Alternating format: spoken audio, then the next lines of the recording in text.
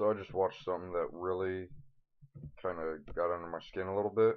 It was a video of Floyd Mayweather, um, basically talking shit about MMA. Now, I have the utmost respect for boxers, kickboxers, K1, MMA, wrestling, jiu-jitsu, judo, any martial art on the high tier level. You have to be in insane shape. You have to dedicate your time.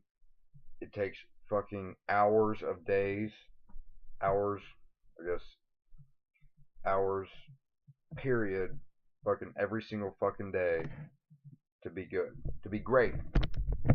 And he's basically saying that no MMA fighter is on his level because they haven't generated as much revenue as he has in two fights. Um, Basically, he was saying boxing is a lot harder than MMA because of the money. Like, just because he generated 200 and I don't know, 50 fucking $1 million in two fights, it's not just you that generated that, Floyd. It's the corporation, the sponsors, the people that are buying these events. All right, boxing's been around hell of a lot longer than MMA. MMA started in fucking 1993. All right, it's been underground a lot longer than that, but in an organization standpoint, it's been around since 1993. So no, it's not going to generate near as much revenue as fucking boxing. All right, and to say that boxing's harder because it's 12 rounds as opposed to MMA's 3 and 5 rounds. All right, MMA's so much harder than boxing. All right, they both have their difficulties, but I mean, in boxing, yeah, you're using your feet, you're using your core, you're using your arms.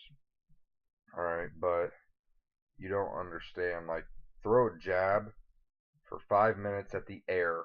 All right, just at the fucking air, and then sprawl for 5 minutes straight, and tell me which one you think is fucking harder. Because I guarantee you're gonna think the jab is pretty fucking easy compared to sprawling for 5 fucking minutes. Having someone fucking sitting on top of you, fucking trying to choke you out, beat your fucking face in, being able to, I mean, kicking takes a lot more energy than punching. So when you combine it all, the grappling aspect, the fucking boxing aspect, the kickboxing, the Muay Thai aspect, all that together, wrestling, Brazilian Jiu-Jitsu, judo, when you combine all that into one sport, how can you say that just boxing is harder than MMA when MMA deals with everything, not just your fucking fist, your forearm, your elbow. Fucking, you can shoulder hit. You can't headbutt. You can use your fucking elbow. You can use your knee, your shin, your foot. You can get choked out, arm barred, knee barred, body lock.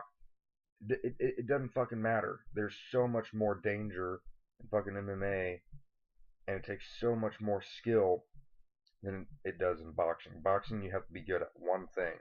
You have to be good at fucking punching and not getting hit and getting more significant strikes than your opponent.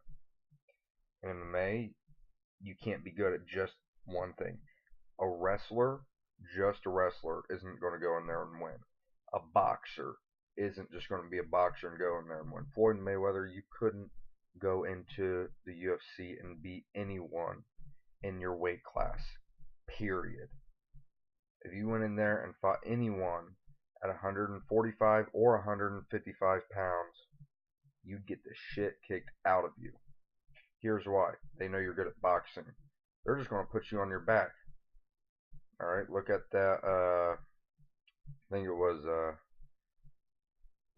Shane Carwin or Dan Henderson. It was a light heavyweight fighter. I can't remember. It was a while ago. Boxer came in, was talking shit about UFC. Came in, he got fucking arm triangled in the first round. Alright, I don't even think he hit him. I think it was Shane Carwin who done it. I'm almost positive it was Shane Carwin. That just proves a fucking point. Like boxing's tough, against boxers, you can't just use boxing in MMA. So you need to respect your other athletes that work just as hard, if not harder, than you do.